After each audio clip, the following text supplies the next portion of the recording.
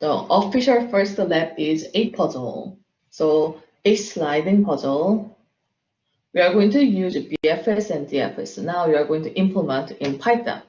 I highly recommend to use a string as your state. Then there are some tips, like a frontier is a queue. That means our list can be our frontier. Then explored, we already saw the set is much faster to check. Explored, we are gonna just check for if that item is already used or not. So in this case, if you make the explored as a dictionary or set, that is much better. Then you can move a tile only to a blank. That means your blank will move up, down, left, right. Then you need to know how to calculate up, down, left, right in the index number. Then also out of range part 2.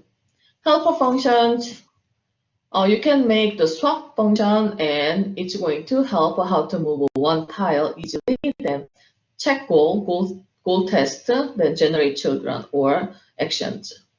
So if you open the shellcode, actually the file name is wrong because this one was I used and I forgot to change it. Then this one also wrong, I forgot to change it. So ignore. Looks like last part, just ignore that please. Here is a simple output. BFS guarantees optimal solution, so it finds the shortest path, so it returns a 4. But DFS is possible to go wrong direction first, then come back. So actually, it says the shortest path length, but actually not shortest. So the path length is 438. Then generate children means, the movement.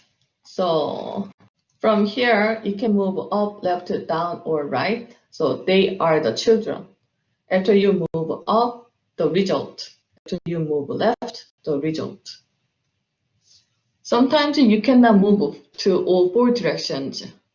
Then about the printing, the down, right, up, left, this one is giving some hint to you, but this part is already given in the shellcode. If you can understand, that's better. So this is what shellcode has: swap method, generate children method, then BFS and DFS.